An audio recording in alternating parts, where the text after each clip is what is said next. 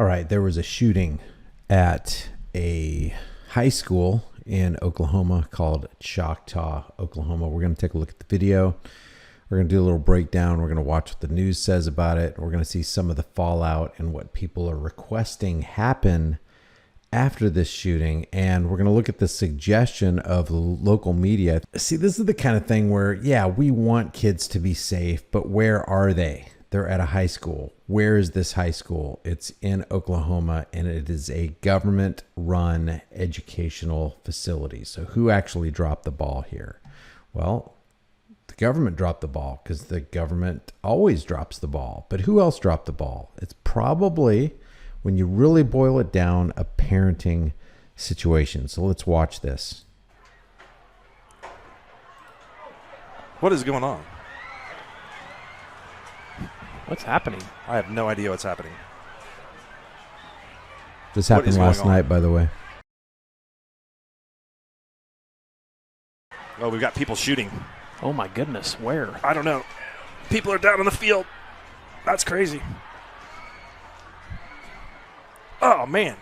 Everybody get down. All right, so we'll get more on this from the local news. It says that police say 4 people were shot during a Choctaw High School home football game on Friday night at Bill Jensen Field. Shots rang out about 10:15 p.m., and people were asking, well, why the heck did they have such a late football game? It could be because of the weather. We've had a series of over 105-degree days here in Oklahoma, so they could have done it later so that it would be a little bit cooler so people wouldn't be falling out from heat exhaustion.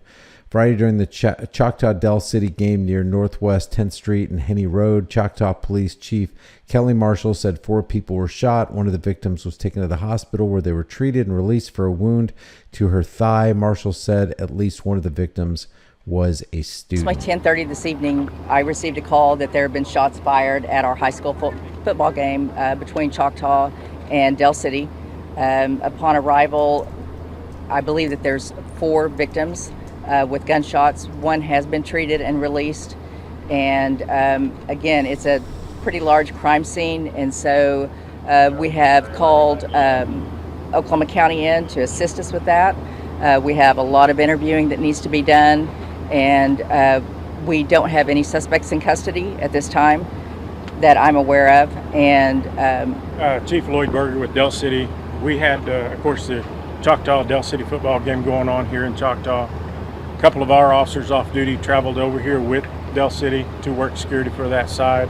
All I can tell you at this point that a Del City officer was involved in the shooting. That's all I know for now. We're still... In other words, he did discharge his weapon. I want to know who he discharged his weapon at. Was the person hurt? They didn't apprehend any criminals. Working together to gather as much information as we can. So I don't know the number of victims or anything yet that I can give you. Is there potential there could be more than one shooter?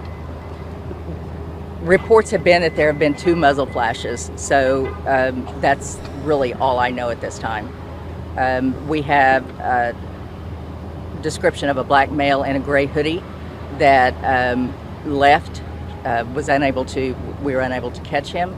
And so that's the only description I have at this time. I'm kind of surprised more of this kind of stuff doesn't happen. I'll tell you what, when you go to a high school football game and they're going to talk about, were there any weapons or metal detectors at this high school?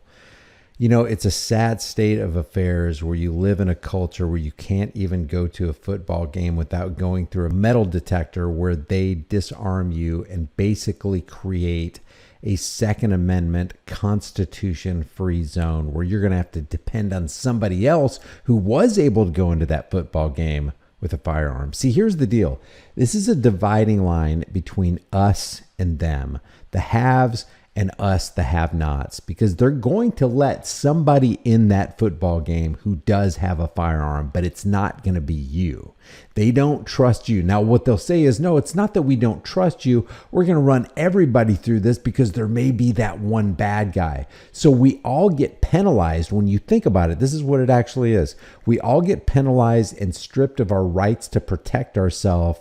And we're forced, when we enter into those kind of zones, those metal detector, those gun-free, those constitution-free zones, we get stripped of our rights and we're forced to depend on some government agent to keep us safe. Is that the kind of world you want to live in? Because that's the kind of world they want to frame for us. These are the narratives that they set so that they can create these agendas so that we can be stripped of our rights, so that the only people who do have firearms are the military, the people who protect politicians, the heavily guarded politicians, and the police force. Let's listen to this news report. So now we've learned that there are 4 victims with gunshots. 1 was treated and released with a wound to the thigh, and we know that 1 was at least a student. They do not have any... No, you can have a firearm anywhere you are. It doesn't mean you're a bad person. You're there. You know, a gun is just as much a shield as it is a sword. Why do I carry? Why do you carry? I carry because I want to have the option to protect myself, my family that I love, and maybe others in my vicinity who might not be protected like I am, or have the knowledge that I do, or have the firepower that I do. I don't mind people going into football games or baseball games or, sporting events or concert events armed to the teeth. I don't have a problem with that. An armed society is a polite society. Criminals do not want to go into areas where they know that they can't have a safe working environment. They want to go into areas where they know that nobody can outgun them and outmatch them and overpower them. And they want to know who has the firearms. So if the only people who have the firearms are badged personnel or uniformed police officers, hey, that's pretty easy. That's why it's tactically inferior to open carry and tactically superior to conceal carry. So I don't say, why would you carry a firearm unless you're up to no good? I would say, hey, you're possibly carrying a firearm because you're up to good, not no good. Suspects in custody right now. She did give just a very vague description of someone that they're looking for. She said a black male with a gray hoodie who took off. And they weren't able to catch him. We know that an officer discharged their weapon. So they had several officers on scene from Choctaw Police. They had 5 officers and at least 2 officers from Del City Police, and 1 officer from Del City was involved. Yes, and that officer fired his weapon, was not hurt. So we don't know when we look back at the video and you hear gunshots, we don't know which one was which, obviously, but they are still trying to figure out clearly how exactly it happened. And you want to figure it out, find the officer, interview the officer, and ask him what he was firing his firearm at. The chief of police there from Del City said, I'm not really exactly sure, other than, we're looking into everything right there. She clarified, Choctaw's police chief, that the person who was treated and released was the young person that she believed was about a high school age. The person shot in the thigh. Yeah. And that person treated and released. And so there's just a lot of information. We did also learn, or I think our Jason Berger might have asked the fact, were there metal detectors at the stadium, weapons detectors, as we are now seeing popping up in different stadiums here around the Oklahoma City metro in Oklahoma. And there's what they're suggesting. Now, when I think about this, when I hear this kind of thing, well, there weren't any metal detectors, there weren't weapons detectors. Hey, we better get on that. When I think that kind of thing, I think follow the money. Key bono, who benefits? Oh, who benefited back in 2001 after 9/11 when they started putting all these detectors and the TSA into airports all over the country? You can't fly a domestic flight in America without going through the TSA. And what is the TSA? Basically, it's an NAZI checkpoint. It's a brown shirt, in this case, blue shirt. You got the Blue Man Group shaking you down. So it's the radiation and molestation practices of the TSA. You're either going to have them feel you up, which if I ever go through an airline again, which I don't plan to, but if I had to, I guess I'd rather be molested than radiated, because with radiation, you're not going to be able to walk away unscathed. have some pervert put your hands on you. Okay, I can walk away from that. Is it humiliating in the short term? Yeah, but there's probably not going to be any long-term effects because I'm not going to voluntarily subject myself to radiation. I have no idea how much they're putting in me. Oh, no, the government says it's safe. We've run billions of people through this. Well, how do we know the cancer rate hasn't risen since 2001 because of the radiation machines that they put in airports? That's why I don't go in them. I don't want to go in them because I don't go into an airport because I don't want to voluntarily give up my rights. I don't want to be stripped of my rights. And that's what you do. Take off your shoes, take off your belt, put your laptop in this little container right here, unzip that. Oh, you got more than 3 ounces of shampoo? You can't have that. No liquids. Oh, you got a pocket knife on you? Well, we'll just take that from you here, empty it in this receptacle. That is so humiliating and demeaning and anti-American and unconstitutional. It's the frog boiling in the water. The frog slowly boiling in the water. We have given up, for the sake of safety, we have given up our rights. We've given up our liberties. And what did Benjamin Franklin say? What did he warn us about a couple hundred years ago?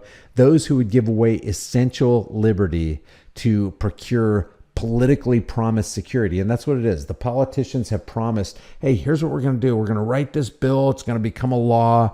We're going to let this security firm take care of all of our security needs. We're going to beef up. We're going to create the Department of Homeland Security and the offshoot of that. By the way, the Department of Homeland Security costs approximately, I think the last check was $59 to $61 billion a year. An offshoot of that is TSA, which is nothing more, nothing less than security theater. How do we know? Because the government conducts its own what they call red team tests on TSA, and they found that they fail to detect guns and bombs on departing flights 67 out of 70 times. 95% of the time they fail at it. So it's only 5%. You're not even getting 100% security. You're getting maybe 5% security, and that's why I call it security theater. So the TSA is an offshoot of the Department of Homeland Security. It costs us $9 billion for security theater, and in the whole process, you have to give up your rights because we got to catch the terrorists. So if you give up essential liberty for politically promised security, you deserve neither liberty nor security. How about we do this? How about this for an innovative idea? Why don't we stop giving away our rights?